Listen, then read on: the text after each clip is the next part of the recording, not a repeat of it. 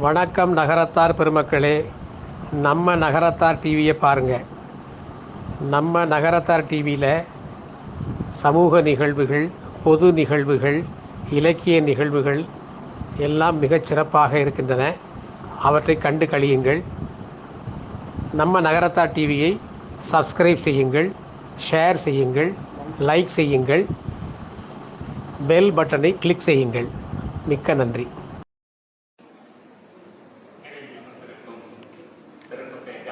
சிறப்பாக பேசிய சித்திரை ஆனந்தம் அவர்களுக்கும், என்னுடைய அலுவலக தோழர் அன்பாலயத்தின் அமைப்பாளர் திரு ராக்கப்பன் என்ற ராஜகோபால் அவர்களுக்கும், என்னுடைய கல்லூரி தோழர் நாட்டரசன்பேட்டை நகரத்தார் சங்க தலைவர் திரு பத்மநாபன் அவர்களுக்கும், இந்த நகரத்தார் விழிப்புணர்வு முகாமுக்கு வந்திருக்கும் குழந்தைகள் அனைவருக்கும், குழந்தைகளை சிறப்பாக பார்த்துக் கொண்டிருக்கிற அதனுடைய வாலண்டியர் அனைவருக்கும் எனது உற்சாகமான இனிய மத்திய வணக்கம். முதல்ல என்னை பத்தி நான் சொன்னா அது உங்களுக்கு உயர்வா இருக்குன்னு சொல்றேன். இது எதுவும் மிகையா இருந்தா தற்பன்னு நினைக்க வேண்டாம். முதல்ல என் பேர் கட்டேன். என்னுடைய சொந்த தேவத்தை கோயிலுக்கு ஏஆர்டி கட்டினட்டார். என்னுடைய படிப்பு தீக்கம். எனக்கு வயசு 65. ஐடிக்கு நாங்கள் கிளாஸை சேர்ந்து, அதாவது பேங்களூரோட கிளாஸை சேர்ந்து பெங்களூர்ல ஐடிக்கு ஆன பிறகு கடைசிய ரிட்டையர் ஆகும்போது zonal head for internal control south 4 ஸ்டேட்டுக்கு இன்சார்ஜாக இருந்தேன். எனக்கு குடும்பம், மனைவி, மகன், மாப்பிள்ளை, பேரன், பேத்திகள், நல்லதொரு குடும்பம் இறைவனாக. படிப்பு பின்னாடி 2017 ரிட்டையர் ஆன பிறகு தேவகோட்டை நகரத்தியல் கோயில் ட்ரஸ்டியா இருந்தேன். தேவகோட்டை நகரத்தியல் கோயில் 2 வருஷம் ட்ரஸ்டியா இருந்தேன். முக்கியமான பணி என்ன அப்படின்னா, அங்க ஒரு நகர விடுதி, அங்க விடுதி இல்லாம இருந்தது. தேவகோட்டையில பெரிய ஊரு, ஆனா விடுதி கிடையாதுங்க. நாங்க கிட்டத்தட்ட 1 கோடி ரூபாய் மதிப்புல தேவகோட்டை நகரத்தார்கிட்ட வசூல் பண்ணி சிறப்பாக கட்டிருக்கோம். அது இன்னைக்கு வரைக்கும் அது நல்ல பயனுள்ள. அடுத்தது அங்க கோவில் திருவிழாக்கள் இதெல்லாம் ரொம்ப சிறப்பா நடத்தணும். மெயினா சொல்லணும்னா கோட்டை கோவில் திருவிழாவை தேவகோட்டையில சுத்தி வர்றதுக்கு கூட இடம் இருக்காது. சுத்தி கடையை போட்டு தான் இருப்பாங்க. அதெல்லாம் கம்ப்ளீட்டா எங்க வீதிகளை கம்ப்ளீட்டா போஸ்ட் பண்ணி வெளியில கொண்டு போய் நீட்டா நடத்தணும். இன்னைக்கு வரைக்கும் அது சிறப்பா அதே பண்ணிருக்காங்க. அடுத்தது கோவில் பணியோட நான் என்ன பண்ணேன், முன்னாள் காலத்துல தலைவர் திரு பலராமசாமி என்னுடைய அழைப்பு பேரி தன்னார்வல காலத்திட்டத்துக்கு ஒர்க் பண்ணேன். ஒரு 3 இயர்ஸ் 2022 வரைக்கும் ஒர்க் பண்ணேன். அந்த ஒர்க் பண்ண இன்ட்ரெஸ்ட்ல திருப்பி எலெக்ஷன்ல நின்று செக்ரட்டரியா இந்த அமைப்புக்கு காலத்திட்டத்துக்கு வந்துட்டேன். நம்ம நகரத்தார் சமூகத்தை பொறுத்த வரைக்கும் ஒரு பழமொழி சொல்லுவாங்க, மூர்த்தி திரிதானது கீர்த்தி பெருகிறார். நம்ம சமூகம் 1 லட்சம் பேர் மக்கள் தொகை கொண்ட சமூகம். ஆனா நம்மளுடைய நீட் உலகளாக இருக்கு. அது காரணம் என்ன, நம்மளுடைய தர்ம காரியங்கள், அறப்பணிகள் தான். ரொம்ப சிறுபான்மையினரான சமுதாயமாக இருந்தா கூட நம்ம செஞ்சிருக்க பணிகள் ரொம்ப அதிகம். நம்மளுடைய முன்னோர்கள் திரையடம் ஓடி திறமையம் தேடிட்டாங்க. தேர்தல்ல ஒரு பகுதியை வீட்டுக்கு ஒரு பகுதியை அந்த தொழிலே படிக்கிற தொழிலே மறுமுதலிலே இன்னொரு பகுதி கம்ப்ளீட்டா 3வது பகுதி தர்மகாரிகள் அர்ப்பணிகளுக்காக கலந்துருக்காங்க. அதனாலதான் இவ்வளவு ஒரு வீட்டு நமக்கு எங்க பார்த்தாலும் அந்த அர்ப்பணிகள் இருக்கு. அது எதாவது வேணாலும் இருக்கணும். கல்வி பணியா இருக்கணும், கோவிலா இருக்கணும், எதாவது எதை வேணாலும் இருக்குங்க. இல்ல கமர்ஷியலா பேங்க் அந்த மாதிரி இருந்தா கூட பேங்க் பாத்தீங்கன்னா Indian bank, IoT, national bank கூட அரசு நம்ம தான். அது மாதிரி எல்லாம் நம்ம ஆரம்பிச்ச நகரத்தார்கள் ஆரம்பிச்ச பேங்க் தான். அது மாதிரி யூனிவர்சிட்டி எடுத்துக்கிட்டீங்கன்னா அண்ணாமலை யூனிவர்சிட்டி, அழகப்பா யூனிவர்சிட்டி எல்லாம் நம்மளுடைய தான். 2வது எல்லா ஊர்லயும் ஸ்கூல் இருக்கு. ஸ்கூல் இல்லாத ஊரே கிடையாது. எல்லா நகரத்தார் பள்ளிகள், அதுவும் பொம்பளையும் தனியா பள்ளிகளா இருக்கு. இந்த ஊர்ல மட்டும் இல்ல, எல்லா ஊர்லயும் வச்சிருக்காங்க. அந்த அளவுக்கு நல்ல சமுதாயம் நமக்கு முன்னாடி. நம்ம நம்மளுடைய சிறப்பு என்னன்னா தொழில நேர்மை, தர தொழில தொழில்கள், இதுதான் நம்மளுடைய சிறப்பு. இன்னொரு விஷயம் என்னன்னா, நம்ம எந்த ஊர்ல வசித்தாலும் நம்ம ஊர்ல வந்து கல்யாணம் பண்ணுவோம், நம்ம ஊர்ல வந்து எல்லா விஷயமும் பண்றோம். இன்னும் மற்ற சமூகத்தினர் கேட்கிறவன்னா நம்மளுடைய திருமண நடைமுறைகள் இருக்கு. இன்னும் சொல்ல போனா நம்ம படப்பு, பங்காளிகள் ஒன்னா கூடுறது, பிள்ளையார் நிலை எடுக்கிறது, குலதெய்வ வழிபாடு, அப்புறம் வந்து கோயில் குடியிறக்கலாம் சொல்றோம். இதெல்லாம் வந்து மரபு வழியா நம்ம படிக்கணும் தொடர்ந்து. வேற எந்த கம்யூனிட்டியும் இந்த மாதிரி பண்ண முடியாது. எந்த கம்யூனிட்டிக்கும் நாடு கிடையாது. நமக்கு நாடு இருக்கு, தெற்கு நாடு, அதுக்கு எல்லை இருக்கு. உயர் பதவிகள்ல நம்ம ஆளுநர்கள் ரொம்ப பேர் இருக்காங்க. புகழ்பெற்ற தலங்கள்ல நமக்கு கட்டடங்கள் இருக்கு. காசி, அலகாபாத், அயோத்தியா, வாரணாசி, எல்லா இடத்துலையும் வடக்கில் உள்ள இடங்கள்ல நிறைய இடங்கள் இருக்கு. தத்தை இருக்கிறதோட மட்டும் இல்ல, கட்டடம் போய் தங்கிறது அதுதானே நினைக்கிறீங்க. தத்தை இருக்கிறது மட்டும் இல்ல, பூஜைகள் இப்ப வந்து வாரணாசியில பூஜை நடக்குது, 200 பக்கம் நடக்குது. 3 நாள் கால பூஜை தான், அது 3 நாள் பூஜை நம்ம பண்றோம். அந்த 3 நாள் பூஜைக்கும் 24 வகையான பொருட்கள் நம்ம சாமிக்கு அனுப்புறோம். இதுக்கான முட்டத்தளவும் அந்த கட்டணம் தான் இருக்கு. டைம் ஆயிடுச்சு, சாப்பாடு டைம் வந்ததுனால நம்ம தலைவர் திரு பத்மநாபன் அவர்கள் உங்க பெரிய சிக்கன் ஸ்நாக்ஸ் கொண்டு வந்திருக்காங்க. அதை சைலண்டா நான் பிடிச்சி தர சொல்றேன். அப்படியே மெதுவாக சாப்பிட்டு தேங்க்ஸ் பத்மநாபன்.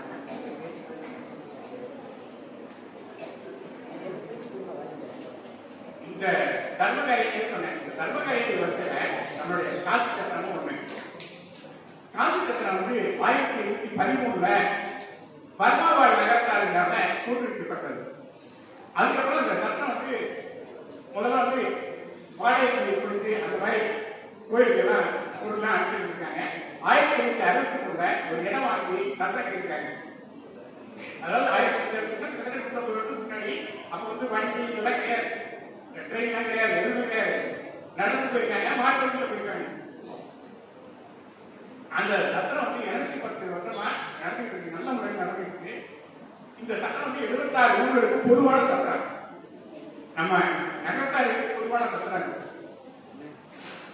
இந்த சத்திரத்துக்கு காசி சத்திரத்துக்கு காசி, இப்போ அந்த காசி சத்திரத்துக்கு பேர் வந்து காசி நாட்டுக்கோட்டை நகரத்தின மேலாண்மை கழகம்னு வச்சிருக்காங்க. இது வந்து 1563 கட்டடம் தான் வாங்கினாங்க. பர்மாவாழ் நகரத்தார் சட்டம் முதல்ல இருக்குது.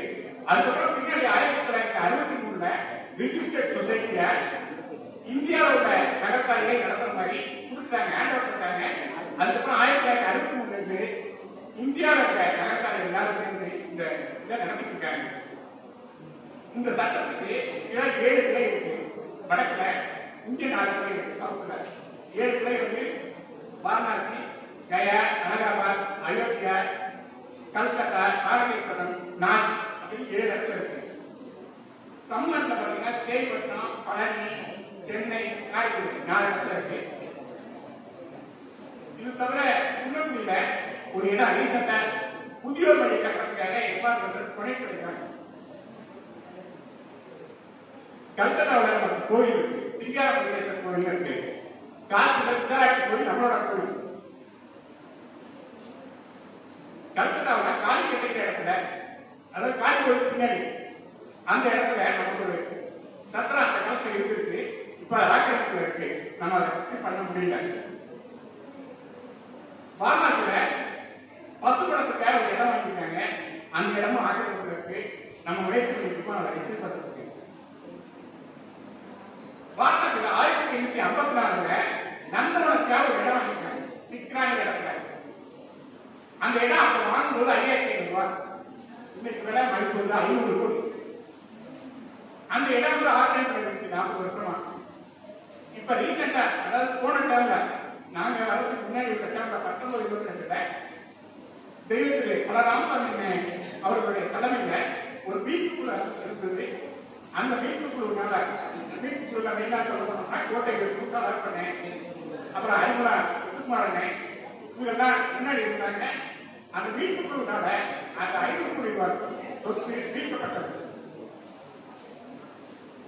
இந்த இடத்துல இந்த மீட்கப்பட்ட இடத்துல இப்ப எங்களுடைய பருவத்துல ஒரு 10 மாடி கட்டடம் கட்டிட்டு இந்த ஏற்கனவே இருக்கிற சத்திரம் கோயிலுக்கு பக்கத்துல இருக்கு. அங்க வந்து நவீன வசதிகளே கிடையாது, அங்க வந்து ஏசி எல்லாம் கிடையாது. சத்திரம் இந்த காலத்துல எப்படி இருக்கும் அதே மெயின்டைன் பண்ணிருக்கோம், நல்ல முறையில மெயின்டைன் பண்றோம். இருந்தாலும் இன்னைக்குள்ள எல்லாம் நம்ம பிள்ளைங்க ரொம்ப பேர் வெளிநாட்டுல இருக்காங்க, வரும்போது ஏசி இருக்காங்க, அந்த அளவுக்கு இங்க வசதி கிடையாது.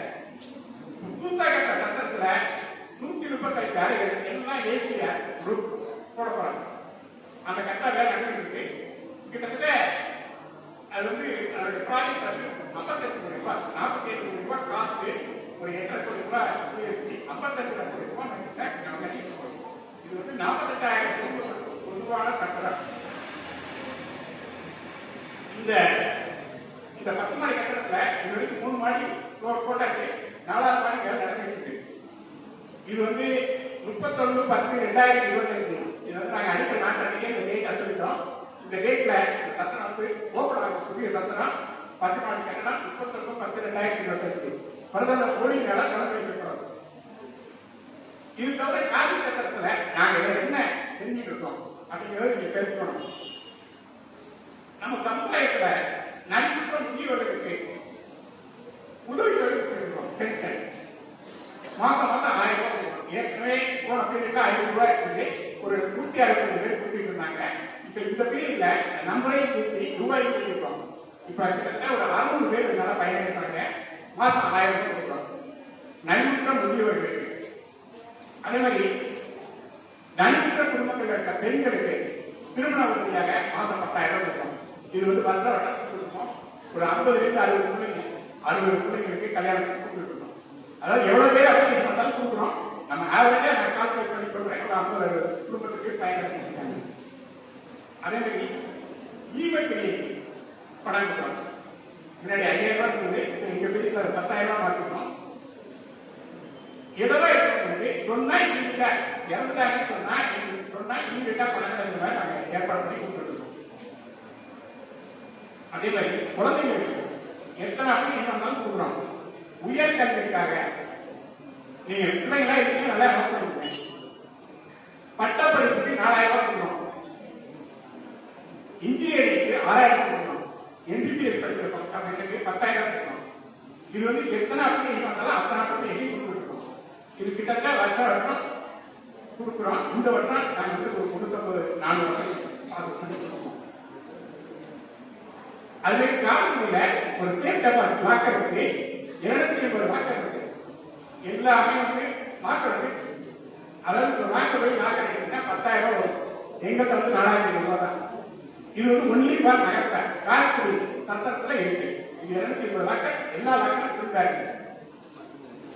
அப்புறம் பாரநாட்டில கோவில அன்னசத்திரம் ஒன்று நடத்துறாங்க. கோவிலுக்குள்ள நமக்காக கொடுத்துருக்காங்க நடத்துறது. அதுக்கு இவ்வளவு நாளுக்கு ஒரு குறிப்பிட்ட எண்ணம் தொகையா கொடுத்துட்டு இருந்தாங்க. இப்போ வந்து அந்த எவ்வளவு பேர் வேணாலும் சாப்பிடுறோங்க, பொருட்கள் கூட நாங்க தந்துடுறோம், நிர்வாகத்துக்கு பண்ணிக்கீங்க அப்படிங்கிற முறையில இப்ப ஒரு பட்சத்துக்கு போய் தேர்வு பண்ணிருக்காங்க. இப்ப நம்ம உள்ள நம்மளோட அண்ணன் சத்திரம் உள்ள நடத்திட்டு இருக்கு. நம்ம மெயின்டைன் பண்ணிக்கணும். ஆண்களுக்காக காசு விற்பனாக இருப்பாரு.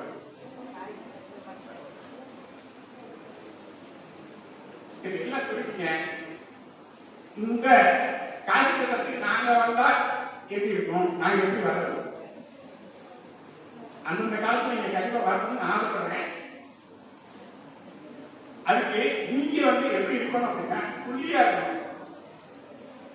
புள்ளியா இருக்கணும்னா கெட்டிய விட்ட கல்யாணம் நடந்துருவாங்க. அதான் வேணும். உங்களுக்கு நான் ஏதாவது ஆலோசனை சொல்லணும்னா நான் நீங்க ஒரு 3-4 பாயிண்ட் நான் சொல்றேன். முதல்ல வந்து உங்க ஆத்தா பத்தி பார்க்கிற பொண்ணையோ மாப்பிளையோ கல்யாணம் விட்டு கொடுத்து போக கத்துக்குங்க. நேற்று கூட இங்க வந்து விட்டு கொடுத்த பத்தி நீங்க பேசி விட்டுக் கொடுத்தால் கெட்டுப் போக மாட்டீர்கள். அப்புறம் இன்னொரு விஷயம், 3 குழந்தைகளை பெற்றிருக்கேன். குடும்ப கட்டுப்பாடு அது வந்து வேண்டாம். At least 3 children.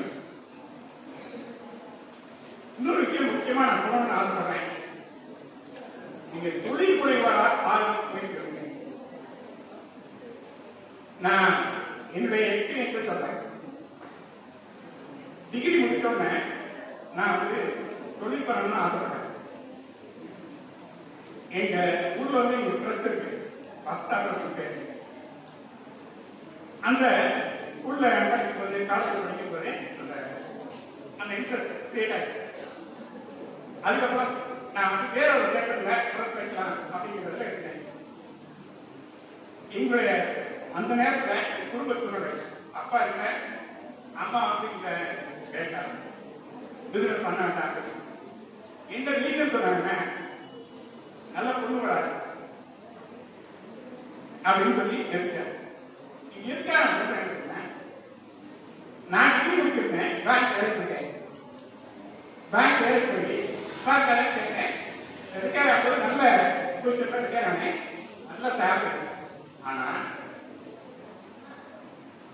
அந்த ஃபேமிலி இதெல்லாம் வந்து வாழ்க்கை கௌரியமா இருக்கு. ரிட்டையர் ஆகாது. நான் வந்து ரிட்டையர் ஆகிறப்ப என் பொண்ணு கல்யாணம் பண்ணேன். வீடு சொந்த வீடு, இவ்வளவுதான் என்னுடைய வெற்றி. இதுல ஏழைங்கிறது சேமிக்கிறது அவ்வளவுதான் பண்ண முடியும், பண்ண முடியும். ஆனால் இன்னொரு உதாரணம், அதாவது இது வந்து நாங்கள் கம்பெனி இருக்கிறவங்க ஒரு இதுக்காக, அதாவது அவங்க மேல உள்ள இதுல சொல்லலாம். ஆனா அப்படி நீ தெரிஞ்சவங்க எங்க அண்ணன் அப்படி எத்தனை அவர் மேல கட்டல. அதனால வண்டியை பார்த்து சொல்றாங்க, அவர் வண்டிகளை என்ன பண்றாங்க. அதுக்கப்புறம் பின்னாடி வண்டிகளை போட்டு அவர் 1925 சட்ட இது வந்துருக்கு, பட்டுக்கடையெல்லாம் படுத்து அந்த டைம்ல அவர் கன்வெர்ட் பண்ணி பைனான்ஸ் வந்து புக் ஸ்டால் கடை ஆரம்பிச்சாரு, பிரிண்டிங் பிரஸ் ஆரம்பிச்சாரு. இன்னைக்கு அவரோட வீட்டை கம்பேர் பண்ணும்போது என்னோட வந்து அந்த அளவுக்கு இருக்காது.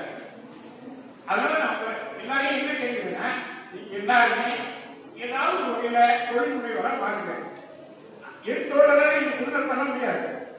நீங்க முதல்ல யாரையாவது வேலை போடுங்க, பிசினஸ் கத்துக்குங்க, கத்துக்கிட்டு தொழில் முனைவரா பாருங்க. அது என்னுடைய கருத்து. அடுத்தது உங்களுக்காக கல்வி இருக்கிறது. நீங்க